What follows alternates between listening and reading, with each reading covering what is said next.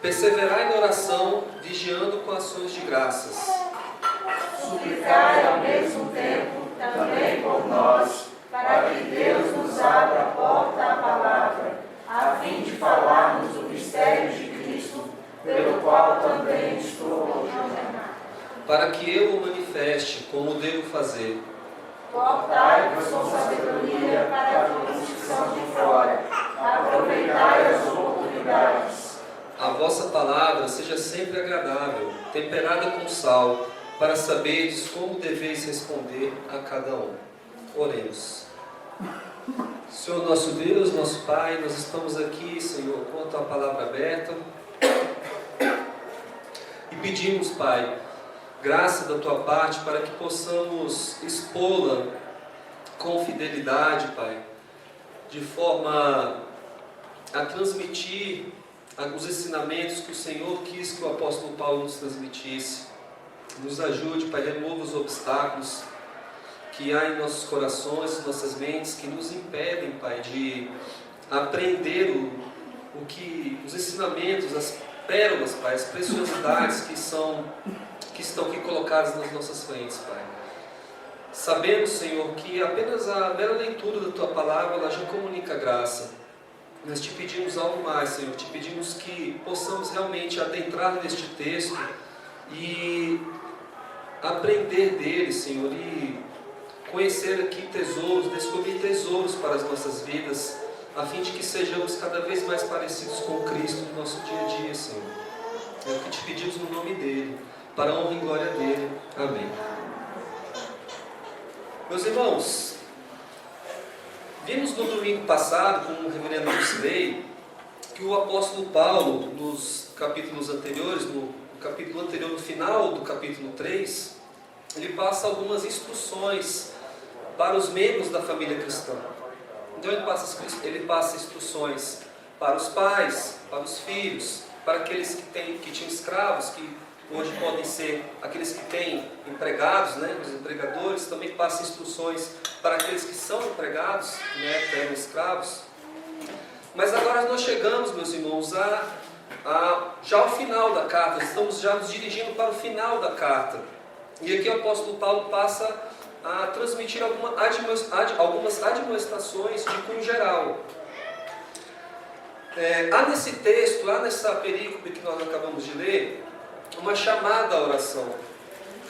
E esse chamado à oração, ele resume a ideia que Paulo passa para a gente lá no verso 17 do capítulo 3, no capítulo anterior. O verso 17 diz assim: e tudo o que fizerdes, seja em palavra, seja em oração, fazei-o em nome do Senhor Jesus, dando por ele graças a Deus Pai. Então, essa chamada à oração que temos aqui no capítulo 4, de 2 a 6, retoma esse 3,17.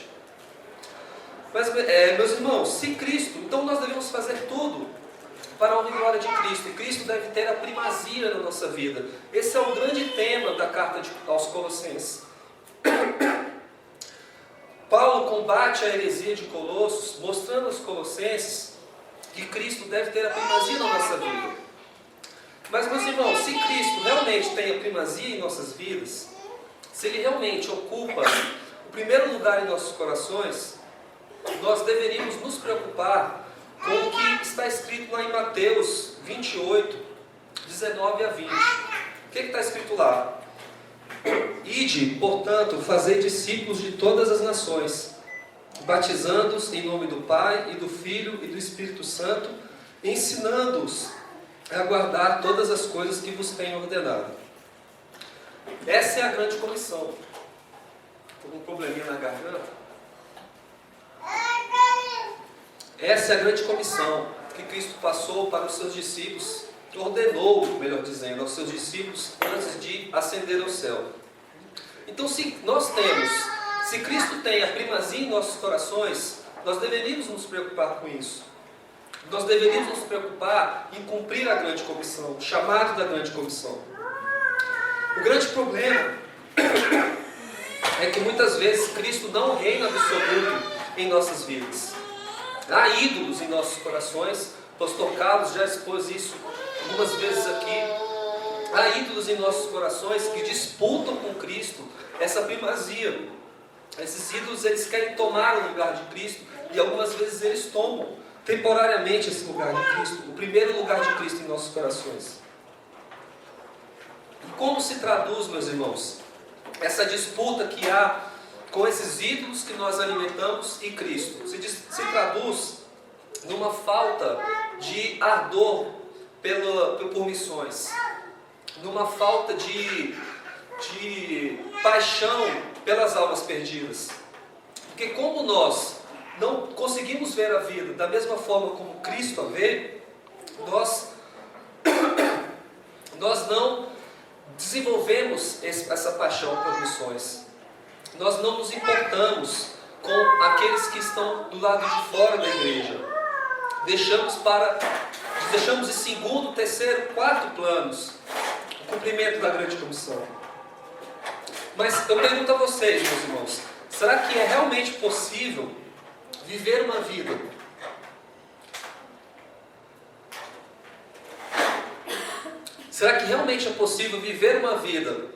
com Cristo no centro, uma vida cristocêntrica, deixando em segundo plano o cumprimento da grande comissão, deixando em segundo plano o ardor por missões, a vontade de evangelizar, a vontade de ver o evangelho se expandindo ao redor do mundo? Nesta exposição de Colossenses 4, 2 a 6, o apóstolo Paulo vai mostrar para a gente que uma vida centrada em Cristo manifesta-se no cumprimento da grande comissão. Esse é o tema desta exposição de hoje. Uma vida centrada em Cristo manifesta-se no cumprimento da grande comissão.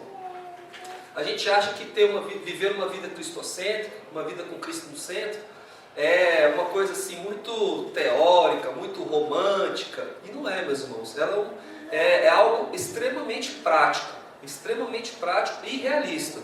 E isso se traduz também no ardor que nós devemos ter por missões. Em outras palavras, meus irmãos, o coração do crente que reflete a vida de Cristo tem que bater por missões. O coração de Cristo bateu por missões. Bate por missões. Melhor dizendo. E isso se manifesta em uma vida de oração pelo mundo e no aproveitamento dos momentos missionários em nossas próprias vidas. Aqui nessa perícope, nessa passagem, Colossenses 4, de 2 a 6, ela pode ser dividida em duas partes. Do versículo 2 até o versículo 4, nós temos a parte da oração. Nós devemos nos importar com missões, orando pelos missionários, pelos pastores, orando para que Deus abra portas para que o Evangelho possa ser pregado. E no versos 5 a 6, é a nossa parte também. Não que orar não seja a nossa parte, muito pelo contrário. Mas nos versos 5 e 6, o apóstolo Paulo já passa a falar que nós devemos aproveitar as oportunidades que surgem nas nossas vidas para agirmos como missionários também. Veremos isso aqui, vamos expor os versículos 1 a 1. Então, começamos aqui no verso 2. O verso 2 diz assim: perseverai na oração, vigiando com ações de graça. O verbo perseverar, que Paulo utiliza aqui no verso 2, ele denota uma persistência, uma determinação na oração, uma resolução no sentido de não desanimar, nem ficar cansado. A ideia que o apóstolo quer transmitir aqui é de uma atitude diferente em relação ao que ocorria no judaísmo. Eu acho que muitos irmãos aqui devem saber, mas no judaísmo existem horários específicos para se orar. Então o judeu ele tem que orar. Eu não sei os horários direitinho, tá, gente? Vou só citar um exemplo aqui. Então o judeu ele tem que orar 3 vezes ao dia: 9 da manhã, 4 da tarde e 9 da noite, vamos supor. É nesses horários, pronto, acabou. E além disso, ele ainda tem que orar virado para Jerusalém. Eu acho engraçado que certa vez eu tive a oportunidade de trabalhar com um judeu mesmo, de verdade, não dessas pessoas que são judeus assim, mas não seguem nada. Esse era um judeu bem chatinho.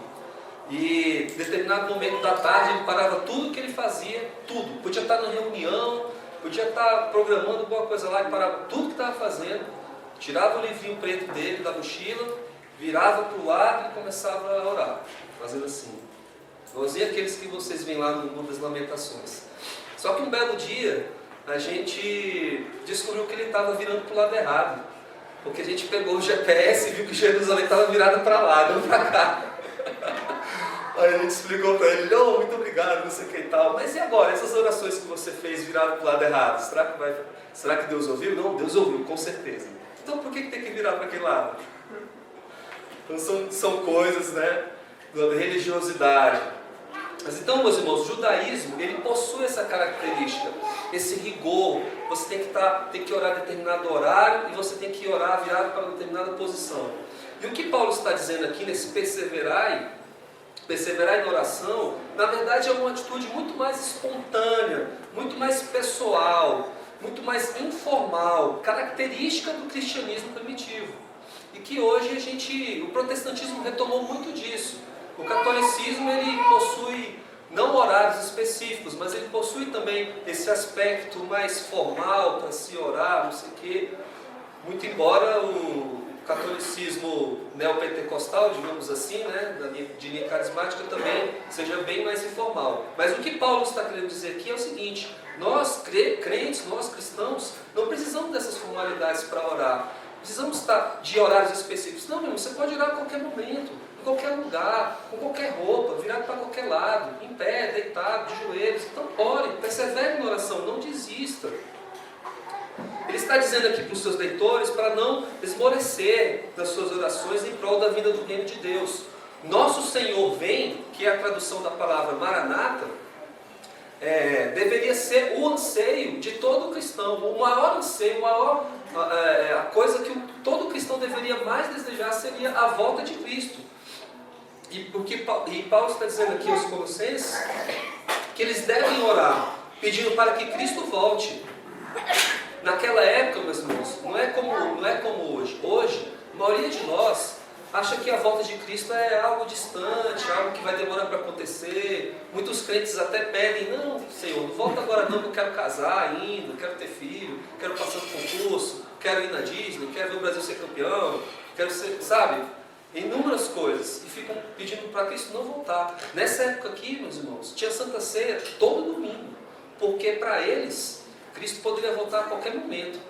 De duas formas, ou Cristo realmente voltando, ou eles indo a Cristo. Naquela época não é como hoje, nós estamos nesse comodismo, nesse marasmo. Naquela época tinha Santa Ceia todo domingo, porque a expectativa da volta de Cristo era uma realidade. Era como saber que amanhã tem jogo, sabe? Amanhã tem jogo, todo mundo se prepara. Então eu vou acordar mais cedo, eu vou assar uma carne, não sei o quê. É a mesma coisa com relação a isso daqui. A volta de Cristo para eles era uma realidade, era algo que poderia acontecer a qualquer momento. Então eles viviam constantemente preparados para a volta de Cristo. E o que Paulo está dizendo aqui é o seguinte: então orem para que Cristo volte. O maior desejo do cristão deve ser a volta de Cristo, a maior de todos. E Paulo pede, aqui Paulo ele escreve o seguinte: perseverar na oração, vigiando com ações de graças. Esse vigiando com ações de graças, Paulo está dizendo o seguinte para os Colossenses: olha, o Evangelho pertence a vocês, ele é uma posse inalienável de vocês, ninguém pode tirar o Evangelho de vocês. Ele fala disso lá em Romanos, ninguém pode tirar o Evangelho de vocês. Então orem a Deus, vigiem em oração, em ações de graças, agradecendo a Deus por essa posse inalienável. É isso que quer dizer esse com ações de graças. Nada pode tirar do Evangelho, nada pode tirar Cristo da gente. Mas enquanto a nós, meus irmãos, nós temos clamado pela volta de Cristo, o que estamos fazendo para apressar a volta do dia de Deus, como está escrito lá na segunda carta de Pedro, em 3,12. Sabe que uma das formas de apressar a volta de Cristo é orar por missões. Nós devemos individualmente e como igreja orar por missões, orar para que o Evangelho seja pregado ao redor do mundo. Mas infelizmente, meus irmãos, a maioria de nossas orações são orações altamente egocentradas, orações totalmente voltadas para nós mesmos. A pessoa começa a fazer oração, ela nem exalta a Deus, ela já vai direto para os pedidos, ela não agradece, ela não exalta. isso é um sintoma, é uma característica de que nossas orações são orações totalmente egoísticas. Orações que se voltam para as nossas necessidades. E para piorar, meus irmãos, nós não somos constantes na oração. Nós passamos horas a fio na frente da televisão, horas a fio na frente da internet, navegando na internet, mas somos incapazes de orar durante 5 minutos. Um sintoma disso é naquele momento da liturgia, que nós não tivemos hoje de manhã, porque de manhã a liturgia é um pouco mais enxuta, mas eu peço aos irmãos que observem isso, esse momento que ocorre no culto vespertino, no culto da noite. O momento em que o liturgo pede para que as pessoas abaixem sua cabeça, orem pedindo perdão a Deus, e depois ele seleciona alguém do auditório para quebrar esse silêncio, orando em nome de toda a igreja. Podem reparar, meus irmãos, raras são as vezes que eu consigo terminar a minha oração pessoal, porque a pessoa que foi selecionada se levanta e quebra o silêncio. Mas por que ocorre isso? Porque parece que há um comichão, parece que há uma vontade, parece que o silêncio incomoda, parece que você ficar em silêncio, ficar em paz, orando ali, sabe, incomoda, a pessoa não consegue.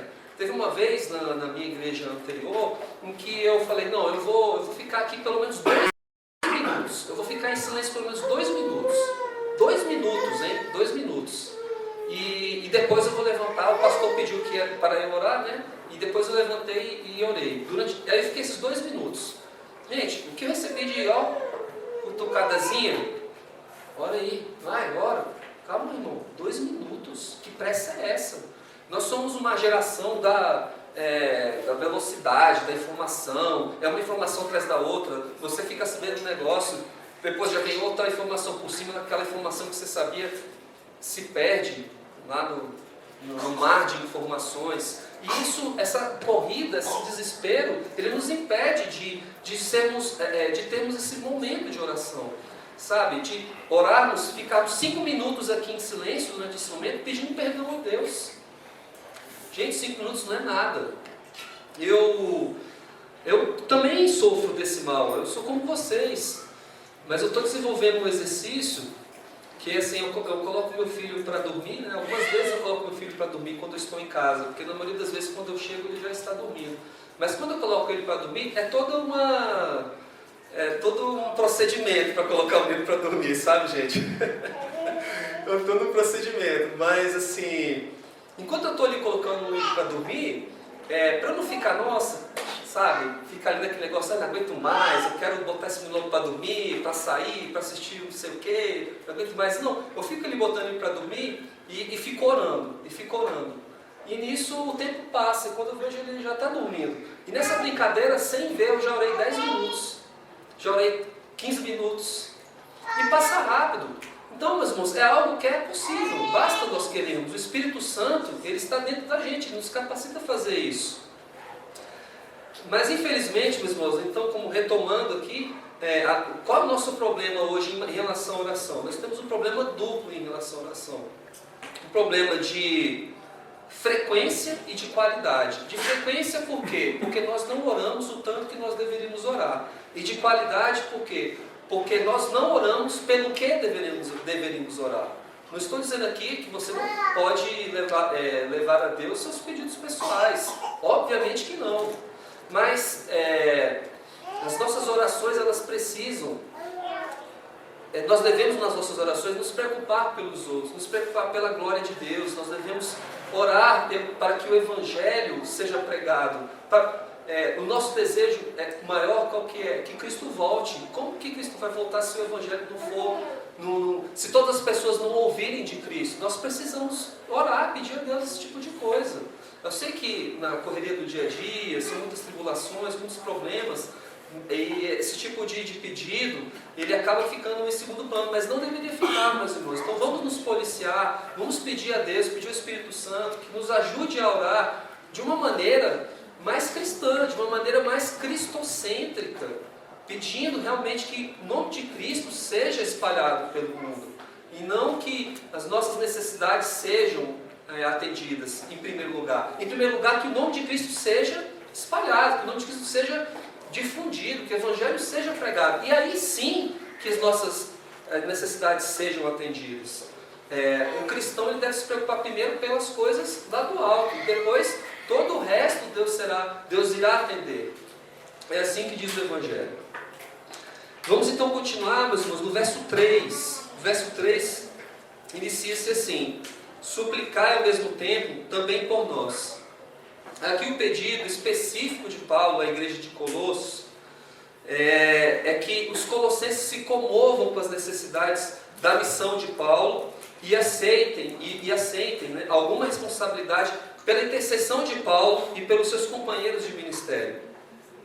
Precisamos lembrar, meus irmãos, que Paulo, quando escreveu essa carta, ele estava preso, o que lhe impedia de exercer o seu ministério de forma ativa, de sair por aí pregando, como nós vemos ao longo do livro de Atos e outras cartas. E ele não estava somente preso no sentido de que ele estava confinado a um lugar, a um espaço físico, ele também estava algemado, como veremos mais adiante. O pastor Carlos vai pregar lá em 4,18, diz que Paulo estava algemado, ou seja, ele estava ainda mais restrito ainda em sua condição. Mas por que Paulo estava preso, meus irmãos? Ele estava preso por causa da mensagem que ele carregava, que era o mistério de Cristo. Esse mistério de Cristo, o que é esse mistério de Cristo? É que em Cristo, gentios e judeus estão unidos.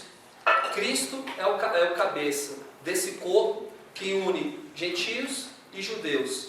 E esse é um evento de proporções cósmicas, ou seja, que engloba todo o universo e de dimensões escatológicas também, que nós teremos consequências na vida do porvir, na volta de Cristo Jesus. Então, esse é o mistério. Esse era o mistério que Paulo estava pregando, que Paulo estava pedindo aos colossenses para que eles intercedessem, para que Paulo continuasse a pregar. Era o mistério de Cristo.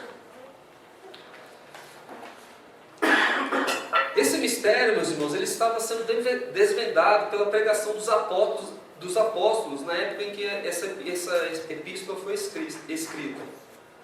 Embora Paulo fosse o mensageiro primordial, primário, digamos assim, desta mensagem, ele agora conclama as igrejas gentias, e a igreja de Colossenses era uma dessas igrejas, para aceitarem a sua responsabilidade nesse ministério. O que Paulo está dizendo aqui é o seguinte, meus irmãos: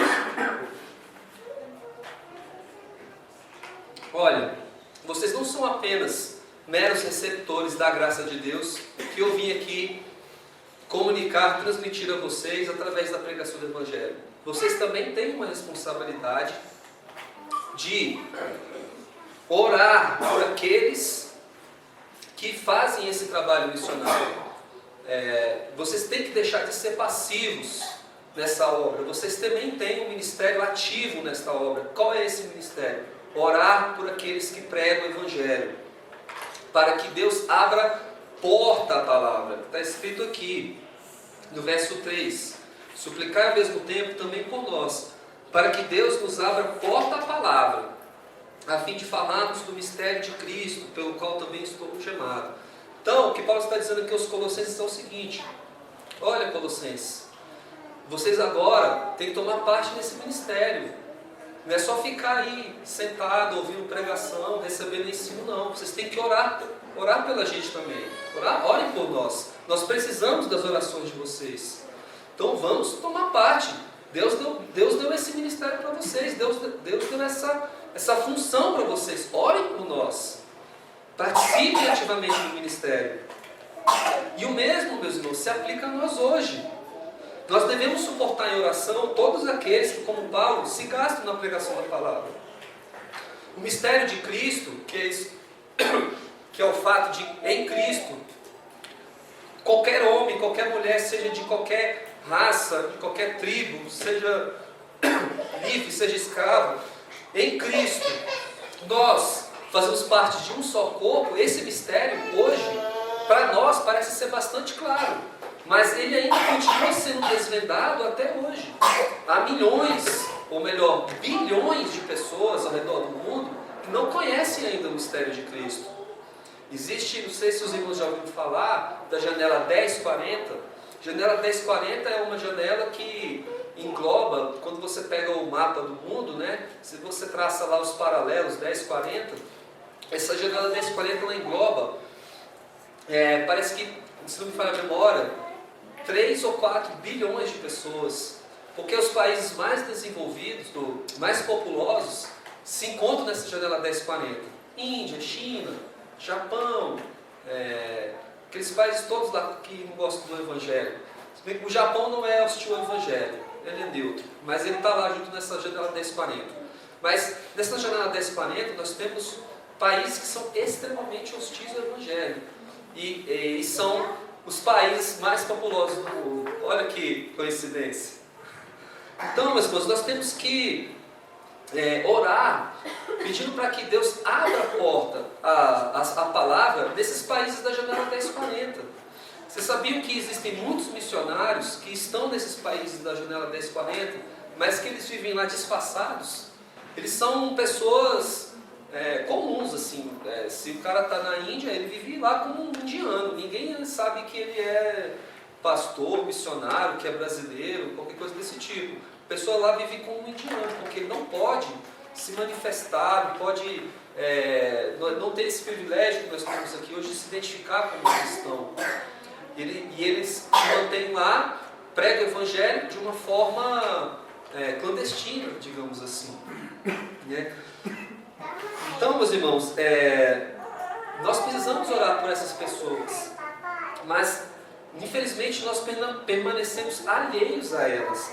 Na verdade, nós nem sabemos que essas pessoas existem, nós não procuramos saber que essas pessoas existem.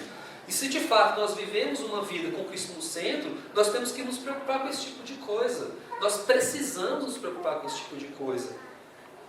Muitos crentes carregam dentro de si uma visão totalmente equivocada a respeito dos missionários. E eu tinha essa visão. Eles pensam que os missionários são pessoas especiais, são seres iluminados, são com a espiritualidade acima da média, são super crentes, que não precisam das nossas orações.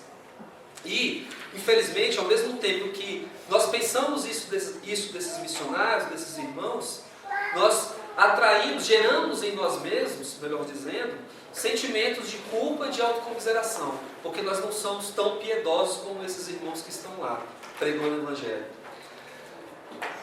Sabe, meu irmão, se você se encaixa nesse perfil, se você já pensou assim, já teve esse sentimento, eu digo para você que o melhor antídoto para esse tipo de coisa é a oração. Um velho e bem conhecido ditado diz que missões se faz com os pés dos que vão e com os joelhos dos que ficam.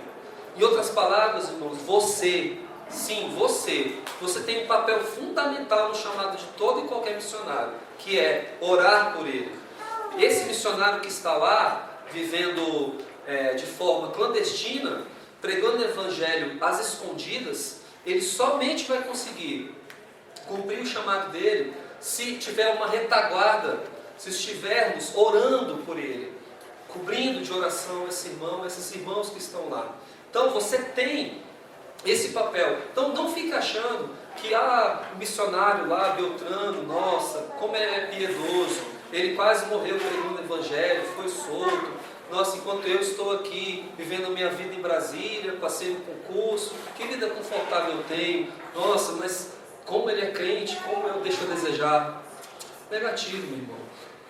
Você é tão crente quanto ele, tão crente, porque o mérito não é dele, também não é meu. Ninguém aqui tem mérito de nada, o mérito é só de Cristo. Mas, como ninguém tem mérito de nada, mas nós temos chamados específicos. Então, ele tem um chamado para ir para aquele país lá. Você tem um chamado de orar por ele, de suportá-lo em oração. Você é tão crente quanto ele. O seu trabalho é tão santo quanto o que ele faz lá. Tão santo quanto. Não se engane, meus irmãos. Tem uma historinha que se conta a respeito de Lutero. Acho que aqui muitos devem conhecer essa historinha. Que diz que lá na Alemanha, na época da Reforma, determinado sapateiro, ele se converteu ao Evangelho e ele chegou desesperado para Lutero. Lutero, eu me converti, e agora o que eu faço da minha vida? Aí Lutero perguntou para ele assim, qual é a sua profissão? Aí o sapateiro falou, eu fabrico sapatos, eu sou sapateiro. Aí Lutero disse para ele, virou para ele e disse assim, então, fabrique os melhores sapatos que você puder e venda-os por um preço justo. O que Paulo está querendo dizer com isso? Que as nossas ocupações no dia a dia, seja qual for a nossa profissão, ela é tão santa quanto a do pastor, quanto a do missionário que está lá. Então nós temos que parar com esse sentimento de culpa, de gerar sentimento de culpa, sentimento de autocomiseração, que não leva a nada, só vai nos deixar ainda mais estagnados em relação ao trabalho missionário e, muito pelo contrário, fazer o que Paulo está dizendo aqui, nos ordena a fazer aqui, orarmos por missões, tomarmos a nossa parte nesse ministério, irmos junto com ele em oração lá naquele país, dobrarmos nosso joelho e orar por aquele irmão que está lá. Essa é a nossa obrigação. E não ficar dando uma de coitadinho. Como eu queria ser como ele e não sou. Não, meu irmão, você é tão santo quanto ele, então ore, faça a sua parte.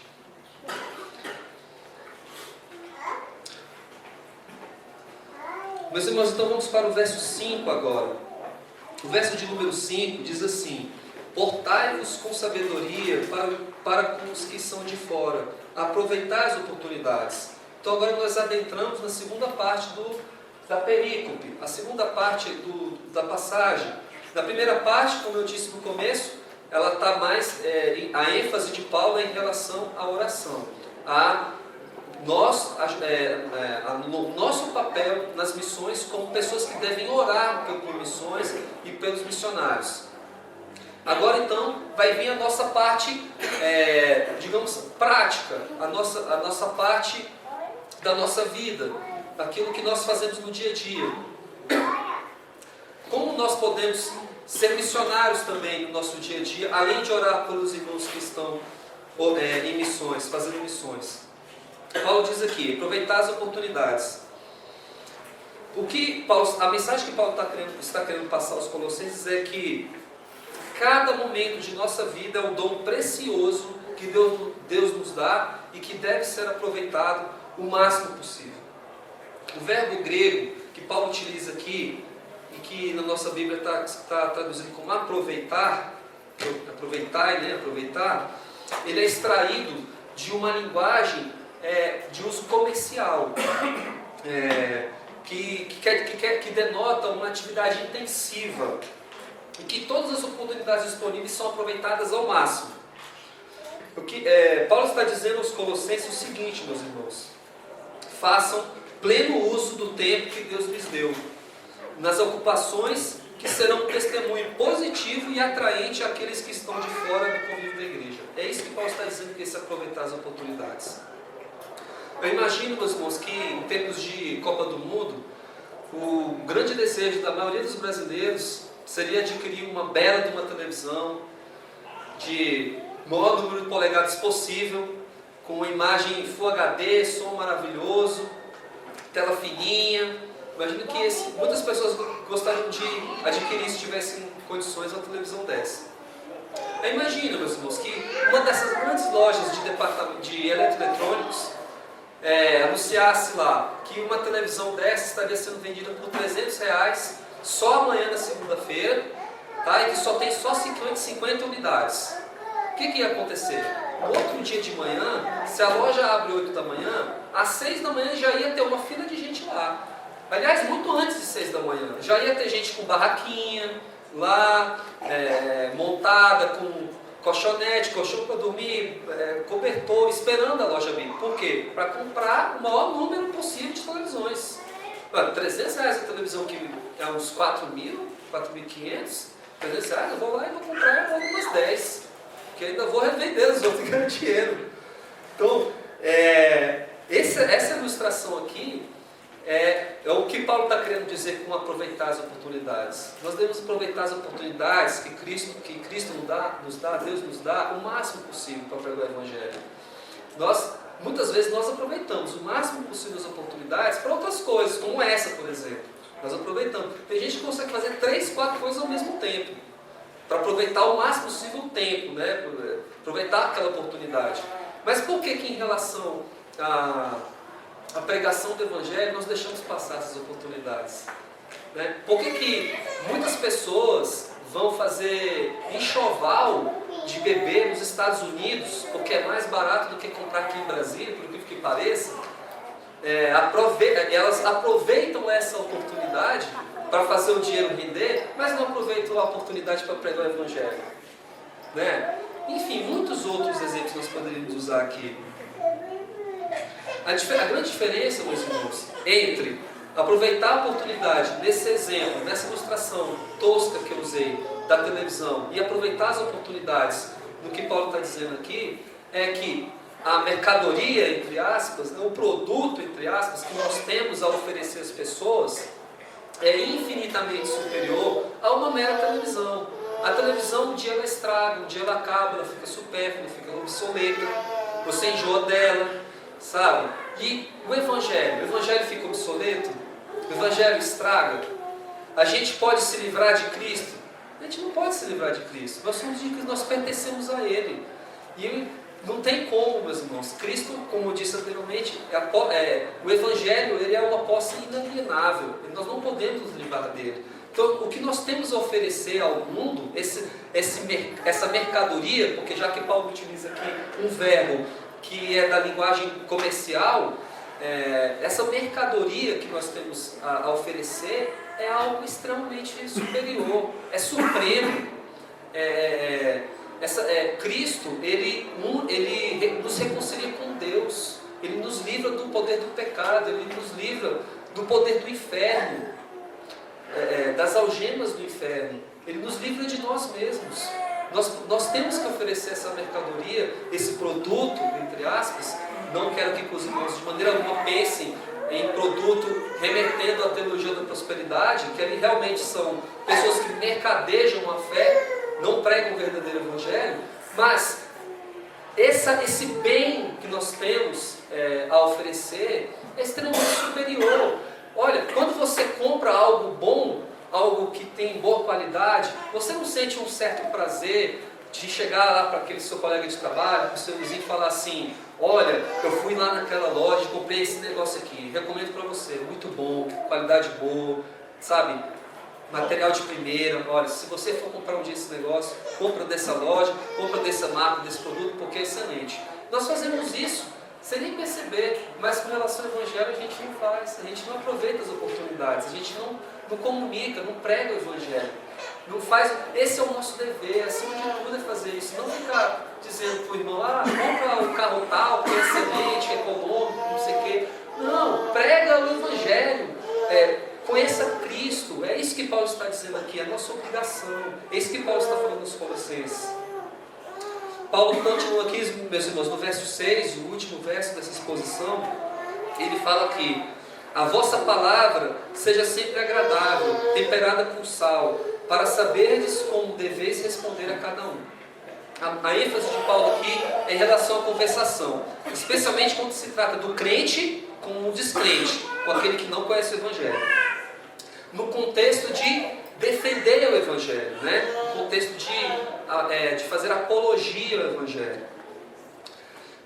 O adjetivo agradável que Paulo utiliza aqui, ele também poderia ser traduzido como gracioso.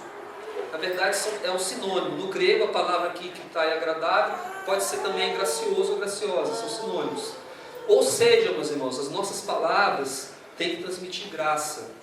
Então, quando ele diz aqui: a vossa palavra seja sempre agradável, poderia ser traduzido assim também: a vossa palavra transmita sempre graça. E temperada com sal. Essa figura do sal, muitos já conhecem. Ela era uma figura de linguagem de uso corrente na época de Paulo. E tem dois sentidos, os dois podem ser aplicados aqui. O primeiro sentido é no sentido de temperar, né? No sentido de dar sabor. E outro no sentido de conservar os alimentos. Como os irmãos sabem, naquela época não tinha freezer, né? As pessoas não conseguiam fazer gelo, né? Elas não tinham câmeras frigoríficas. Então, você salgava os alimentos para manter o alimento conservado.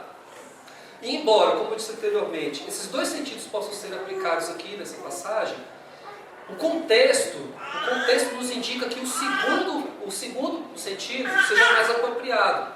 O contexto, os objetivos que Paulo tem em mente aqui nos indicam que o segundo sentido, o de sal como preservação, seja mais aplicável aqui. Por quê? Porque o que Paulo quer utilizar aqui, meus irmãos, é o seguinte: a nossa conversa, ela deve sempre, ela deve evitar a deterioração. A nossa conversa, ela deve conservar a graça, ela deve conservar os bons costumes. A nossa conversa, ela deve redimir, as nossas palavras devem redimir a conversação, devem conservar a conversação. É nesse sentido que Paulo utiliza esse temperada com sal, no sentido de preservação. Para saberdes como deveis responder a cada um. Ele continua aqui no final do verso 6. Aqui, meus irmãos, para saberes como deveis responder a cada um. Então, as nossas palavras devem ser graciosas, devem transmitir graça e, além disso, elas devem redimir conversações corrompidas, conversações que são deturpadas pelo pecado. Hoje em dia, meus irmãos, é muito comum nós vermos, principalmente nas redes sociais, discussões entre crentes e não crentes. Hoje em dia, as pessoas que utilizam a internet, redes sociais e tal, que não acreditam em Deus, elas estão muito ativas, combatendo o Evangelho. E muitos crentes se colocam nessas arenas aí para debater, para tentar defender o Evangelho. O grande problema é que, na grande maioria das vezes, essas conversas, elas, primeiro de tudo, elas são meros instrumentos para as pessoas, ambos, tanto o crente como o descrente, mostrarem sua capacidade intelectual, sua capacidade argumentativa. Ou seja, o crente que está ali discutindo, muitas vezes ele esquece totalmente da glória de Deus e ele está ali falando para mostrar que realmente ele é um poço de teologia, um poço de conhecimentos apologéticos, de argumentação, de defesa, etc. e tal. Glória de Deus, fica em segundo plano. E o que é ainda pior, acho que isso aqui é uma consequência, por exemplo. No final das contas, a grande parte dessas conversas acabam descambando para baixaria, acabam descambando para agressões. Alguns anos atrás eu fui entrar numa lista de discussão lá sobre história da igreja, e grande parte dessa discussão era formada por batistas. E eu não sei se eu posso dizer que foi uma grande bobeira, mas eu, sei lá porquê, fui defender o batismo infantil, o pé do batismo, e recebi pedras por todos os lados. Mas o que eu fiquei mais chateado não foi de ter sido pedra, porque isso era até esperado, No ambiente dominado por batistas, era mais do que esperado que eu receberia pedras. Mas o que eu fiquei mais chateado foi a forma como esses irmãos me interpelaram, sabe? Me chamaram de um monte de coisa, argumentos aqui palavras que eu não posso dizer. E são crentes. Tinha pastor lá no meio, tinha presbítero, pelo menos a pessoa que estava lá no Facebook, PB fulano de tal, Pois é, mas assim, o fato é que esses irmãos, eles deram um péssimo testemunho, e eu sou crente. Agora você imagina uma pessoa que não é crente.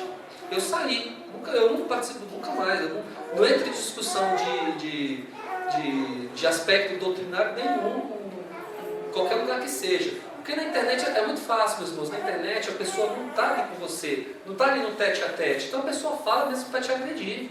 Ela fala para te machucar. Ela não está nem aí. A tela do computador blinda ela.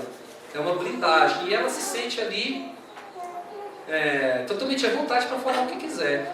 Pessoalmente não, pessoalmente a pessoa fica mais constrangida.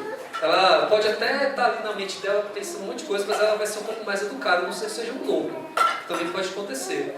Mas em termos gerais é isso que acontece. Pessoalmente a pessoa é um pouco mais comedida, mas na internet, meus irmãos, o verdadeiro caráter é revelado.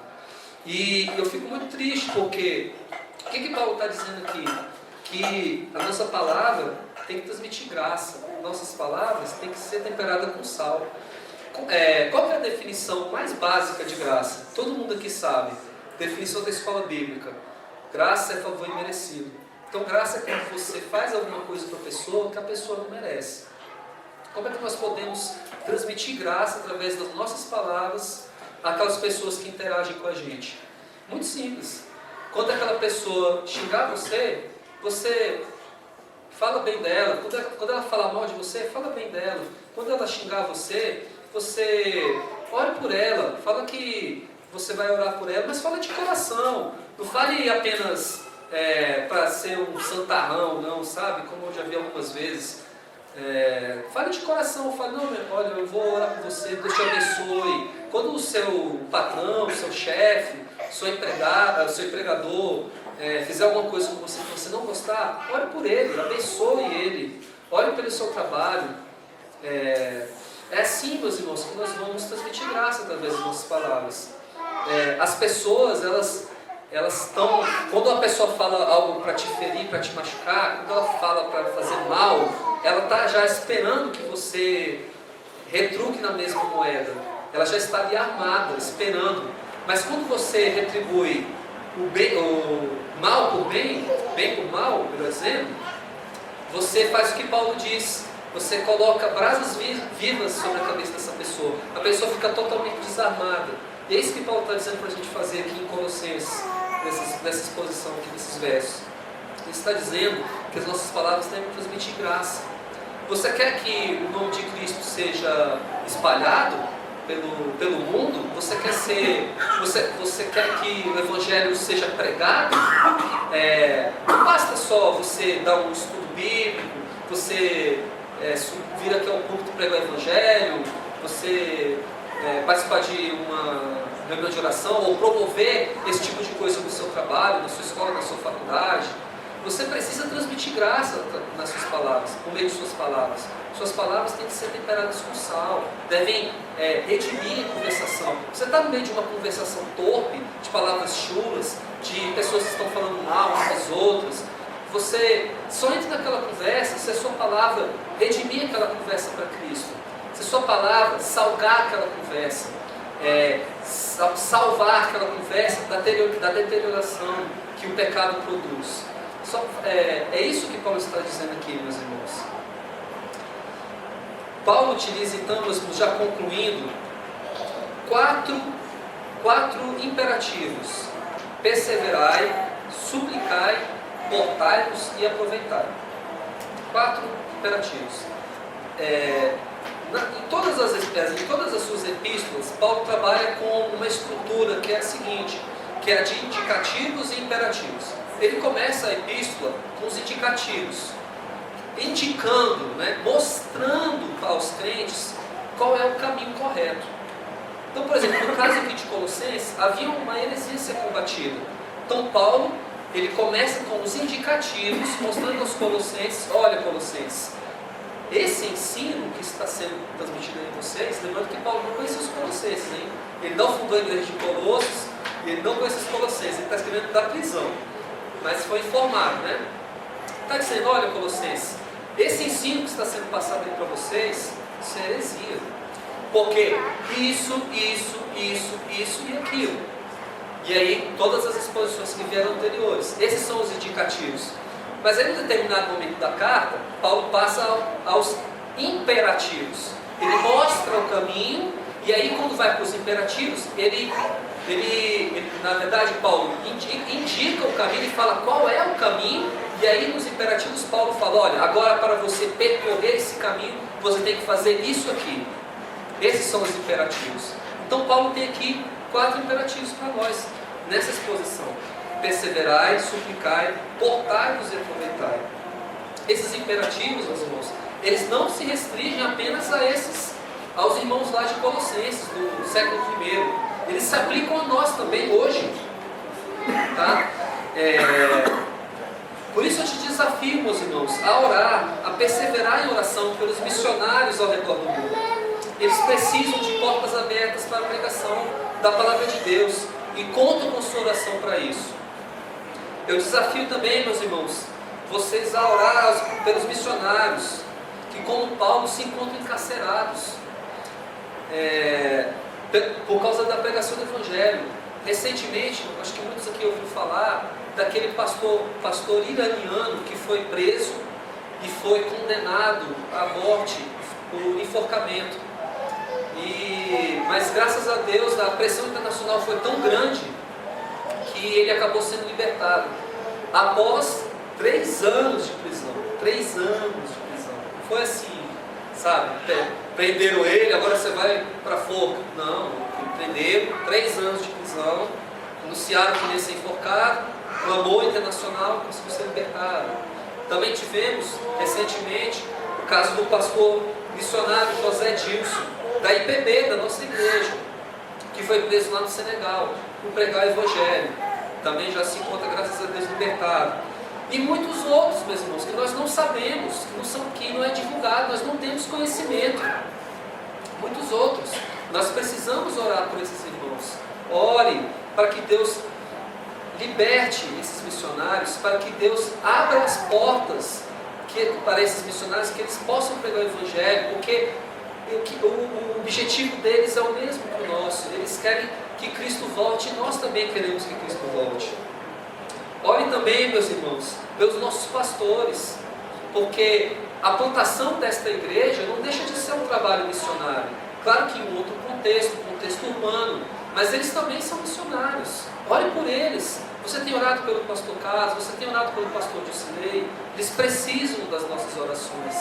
Contam com as nossas orações. Orem por eles, não esqueçam deles em nossas orações. Orem por este trabalho, para que pessoas possam encontrar a Cristo aqui nesse lugar.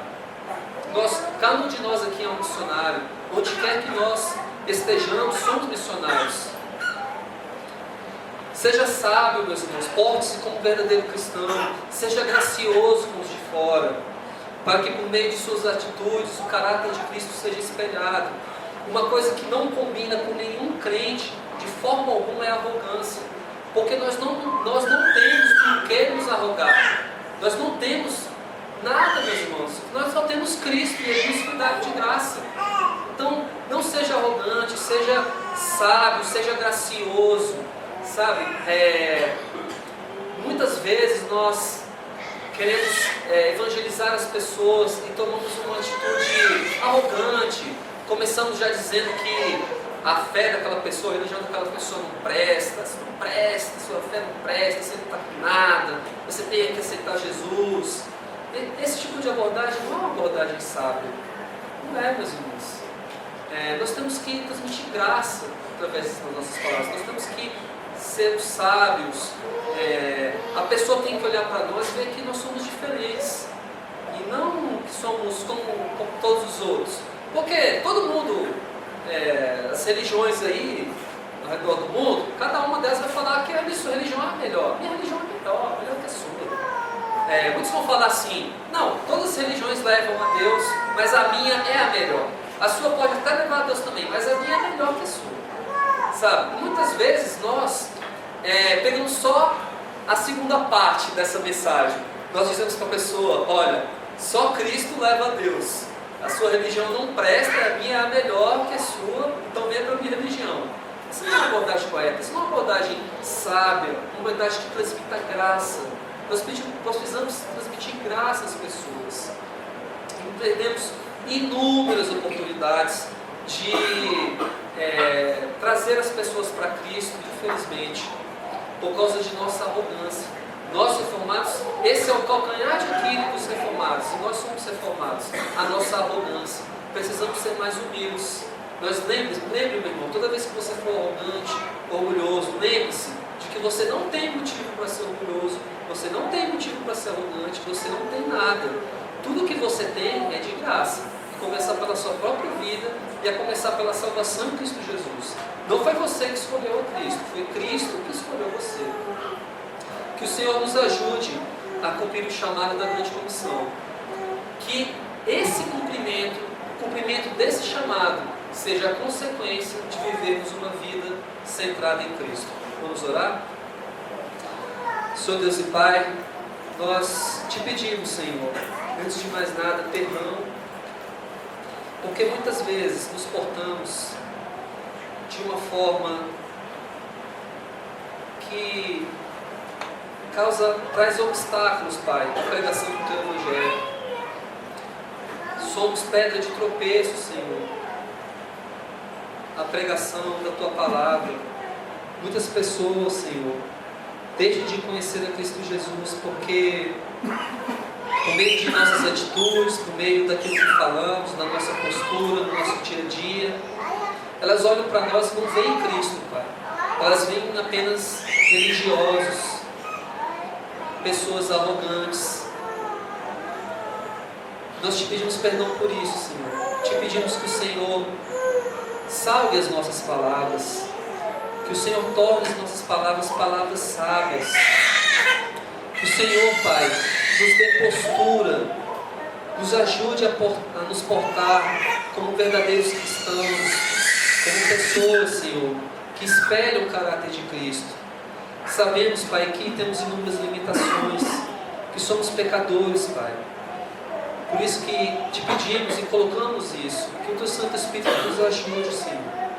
Pedimos a Ti também que o Senhor nos dê perseverança na oração, que o Senhor nos ajude a orar por missões, a termos um coração que arda por missões, Pai, que se preocupe por missões, que se preocupe pelos missionários, pelos pastores, pelos nossos pastores, Pai, porque essa deveria ser, Pai, uma atitude natural de todo aquele que vive com Cristo no centro, Senhor. Nos ajude. Te pedimos isso, Pai, em nome do Cordeiro e do Teu Filho Santo, em nome de Cristo Jesus. A Ele seja toda a honra, toda a glória e todo o louvor pelos séculos dos séculos. Amém.